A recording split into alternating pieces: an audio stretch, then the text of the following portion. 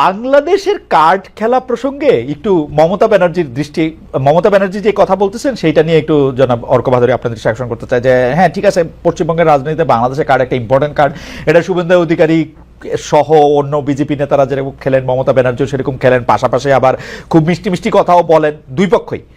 এইবার যে মমতা ব্যানার্জি যে অবস্থানটা নিলেন সেইটাকে একটু আজব মনে হয় কিনা অবস্থানটা, সেটাকে একটু পপুলিস্ট, সেটাকে পলিটিক্যাল না, এই অবস্থানটাকে আপনি একটা বিশ্লেষক হিসেবে কি হয় দেখেন? কারণ মমতা ব্যানার্জির হঠাৎ করে কেন বলতে হলো, আমি বলবো অনেকটা এগেইনস্ট দ্য উইন্ড। মমতা ব্যানার্জির রাজনীতিও সেটা না। মমতা ব্যানার্জি হঠাৎ করে বললেন বাংলাদেশে নাকি শান্তিরক্ষী মিশন পাঠানো দরকার। ইন্টারেস্টিং, কংগ্রেসের শশী থারুর আবার বললেন যে মমতা ব্যানার্জি অত জানেনই না যে শান্তিরক্ষী মিশন আসলে কি করে। আপনার মন্তব্য একটু শুনতে চাই অর্ক ভাদুরী। খালেদ ভাই, আপনি ঠিক করুন যে রাষ্ট্রসংঘের বাহিনী পাঠানো নিয়ে আপনি কার মন্তব্যকে বেশি গ্রহণযোগ্য মনে করবেন? একজনের না, এই দুজনের একজনেরও না। আচ্ছা, ফাইন, ওকে ওকে ওকে। আমার যেটা মনে হয়, মাননীয় মুখ্যমন্ত্রী পশ্চিমবঙ্গের মমতা বন্দ্যোপাধ্যায় যা বলেছেন সেটা খুবই খুবই দুঃখজনক এবং দুর্ভাগ্যজনক মন্তব্য। এরকমটা মুখ্যমন্ত্রী না বললেই পারতেন। কিন্তু আমি আবারও মনে করিয়ে দেব যে মুখ্যমন্ত্রী কিন্তু এর আগে, মানে মুখ্যমন্ত্রী যে তিনি যে রাজনৈতিক দলেরই প্রতিনিধি হন, তিনি আমারও মুখ্যমন্ত্রী, আমাদের প্রত্যেকের মুখ্যমন্ত্রী।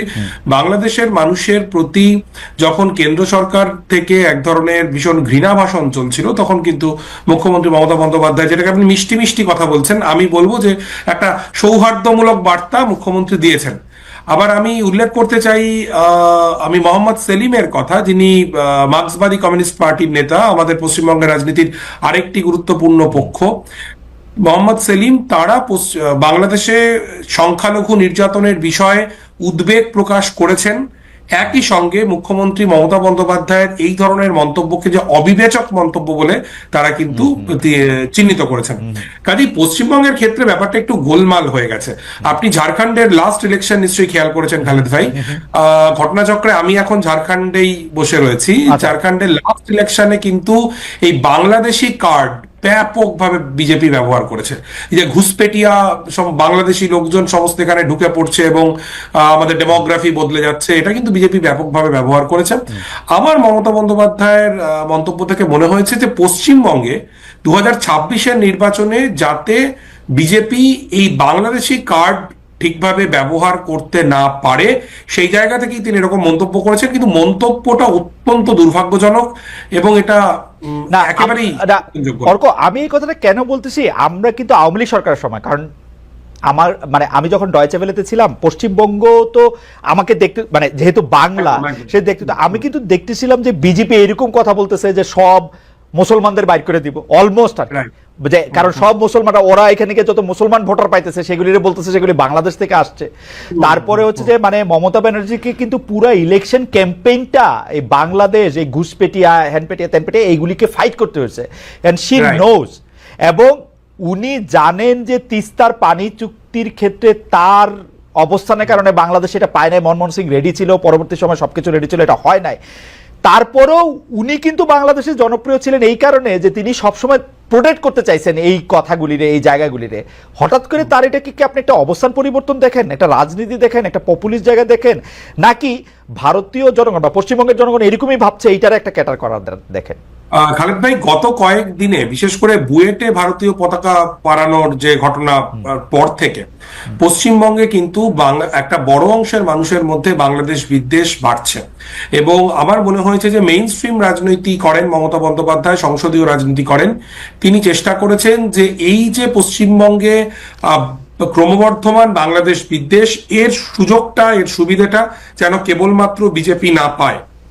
এই জায়গা থেকে পশ্চিমবঙ্গের পরিস্থিতি কিছুদিন আগে যা ছিল এবং গত 1-1.5 সপ্তাহের মধ্যে কিন্তু কিছু মূলগত ফারাক তৈরি হয়েছে। পশ্চিমবঙ্গে এক ধরনের কনসলিডেশন হচ্ছে এবং বিশেষ করে আমাদের দেশে যারা সংখ্যাগুরু বাঙালি হিন্দু, তাদের একটা বিরাট অংশ কিন্তু আমাদের মতো, অর্থাৎ পূর্ববঙ্গ থেকে চলে আসা। যেমন আমাদের পূর্বপুরুষ, পূর্ব নারীরা থাকতেন নাটোরে, আমরা চলে এসেছিলাম। কাজেই তাদের মধ্যে তো পূর্ব বাংলা নিয়ে এক ধরনের যন্ত্রণা রয়েছে। বিজেপি এটাকে অ্যাড্রেস করছে এবং তার পাল্টা উত্তর দিতে মুখ্যমন্ত্রী মমতা বন্দ্যোপাধ্যায় এরকম একটা মন্তব্য করলেন, যে মন্তব্যটা হয়তো সমর্থনযোগ্য নয়, কিন্তু তার উদ্দেশ্যটা ছিল ভীষণভাবেই বিজেপিকে কমব্যাট করা। ওকে, ধন্যবাদ ভাদুরী। আমি একটু জুলকারনাইন আপনার কাছে আসতে চাই যে আবারও একটা প্রসঙ্গ নিয়ে, যে আইএসপিআর আমাদেরকে একটা সংবাদ বিজ্ঞপ্তিতে জানিয়েছিল যে আওয়ামী লীগ সরকার পতনের পর প্রাণ রক্ষার্থে 626 জন তাদের কাছে আশ্রয় নিয়েছিল, অর্থাৎ সেনাবাহিনীর কাছে ক্যান্টনমেন্টে। তারা কে কোথায় এই নিয়ে বিস্তারিত খবর আর আমরা পাই নাই। আমরা আইএসপিআরকে আর জিজ্ঞেসও করতে পারি নাই যে ভাই 626 জনের তোমরা একটা তালিকা করছো কিনা, কোনোদিন আমাদেরকে দিবা কিনা, তাদের কয়জনকে তোমরা রাখছো, কয়জনকে ছাড়ছো। এইরকম আওয়ামী লীগ মন্ত্রী এমপিদের কেউ কারাগারে, 1-2 জন জামিন পাইছেন, কারো হদিস নাই। এই কারা কারা আবার বিদেশে, এই পিক এন্ড চুজটা আসলে কেমনে হইলো? মানে আমি একটা স্পেসিফিক উদাহরণ দিই। আমরা শুনেছিলাম যে ডক্টর আওয়ামী লীগের পররাষ্ট্রমন্ত্রীটা ডক্টর হাসান মাহমুদ এবং জুনাইদ আহমেদ পলক তারা বিমানবন্দর থেকে গ্রেফতার হয়েছেন, কিন্তু পরে আমরা পলককে কারাগারে দেখেছি, আর হাসান মাহমুদ বেলজিয়ামে বসে আমাদের সবার জন্য ওয়াজ করছেন, বাণী দিচ্ছেন, কি কি করতে হবে না করতে হবে বলতেছেন। এটা কেমনে হইলো আসলে? খালেদ ভাই, এই জিনিসটা আসলে আমি নিজেও এটা জেনেছি বেশ কিছুদিন আগে, এবং বাট আমি এটা শেয়ার করতে ভুলে গেছি। গুড যে আপনি আমাকে এটা মনে করিয়েছেন। আমি সেনাবাহিনীর বেশ কিছু জায়গাতে কথা বলেছি এবং বেশ নির্ভরযোগ্য কর্মকর্তাদের সাথে কথা বলেছি, এবং আমি যে জানতে পেরেছি তা হলো যে এই যে 600 জনের কথা অ্যাকচুয়ালি বলা হচ্ছে, 600 জনের মধ্যে আসলে সমাজের বিভিন্ন স্তরের লোকজন ছিলেন। কেউ হয়তো সরকারি ডাক্তার ছিলেন, কেউ হয়তো পুলিশ কর্মকর্তা ছিলেন, কেউ হয়তো পুলিশের এসপি ছিলেন, কেউ হয়তো ম্যাজিস্ট্রেট ছিলেন, কোন হাইকোর্টের জাজ ছিলেন, সুপ্রিম কোর্টের জাজ ছিলেন, এমপি ছিলেন, 2-1 বেশ কয়েকজন মন্ত্রীও এটার মধ্যে ছিলেন, ফরেন ডিপ্লোমেটের ফ্যামিলি ছিল। এরকম সমাজের বিভিন্ন জায়গা থেকে লোকজন আসছে, যাদেরকে সেনাবাহিনীর বিভিন্ন জায়গাতে সেনাবাহিনীর আপনার আশ্রয় দেওয়া হয়েছিল, এবং যখন সিচুয়েশন নর্মাল হয়ে যায় তখন তাদেরকে ছেড়ে দেওয়া হয়। এখানে আপনার রাজনৈতিক বেশ কিছু লোকজন এখানে ছিল। আমি যখন তাদেরকে জিজ্ঞেস করেছি যে এদেরকে আপনারা কেন কেন সেভ করা হয়েছে, আমাকে উত্তরটা আসলে দেওয়া হয়েছিল যে যান বাঁচানো ফরজ। আমরা জানতাম যে যদি এই লোকগুলোকে ছেড়ে দেওয়া হয় then they will be beaten to death. আমি যান বাঁচানো তো মানে নিজেরটা বাঁচানো ফরজ না, আরেকজনের যান বাঁচানোর ফরজ। আমাকে তারা এটা বলল যে আপনি আপনি একটা সোলজার, আপনি যদি আরেকজনের যান বাঁচানো ফরজ মনে করেন তাহলে কেমনি কি? আমি মনে করি না, আমাকে এটা বলা হয়েছে যে তারা ওদের প্রাণ রক্ষা করার জন্য এই কাজটা করেছেন, বাট এইটার সংখ্যা আসলে খুব বেশি না, এটার সংখ্যা খুব কম।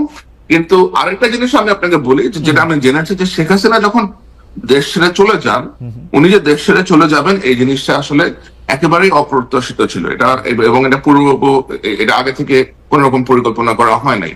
সো উনি যখন দেশ ছেড়ে চলে যান তখন আওয়ামী লীগের নেতৃত্বের বিভিন্ন লোকজন বিভিন্ন দিকে আপনার ছড়াছিড়ে গেছেন। বেশ বড় একটা অংশ আপনার ভারতে চলে গেছে, তারা এখনো কলকাতায় অবস্থান করতেছে, ইন্ডিয়ার বেশ কিছু হোটেলে। সো সেনাবাহিনী গিয়ে কাউকে পালাতে সাহায্য করছে অথবা পালিয়ে যেতে দিচ্ছে, বিষয়টা আসলে এরকম না যে সেনাবাহিনী ওদেরকে আটকে রাখছিল, সব এমপি মন্ত্রী অথবা এদেরকে এখানে ওরা আটকে রাখছিল এবং like when the situation normalize they allowed them to go. বিষয়টা আসলে ওরকম না, এখানে সমাজের বিভিন্ন শ্রেণীর লোকজন ছিল।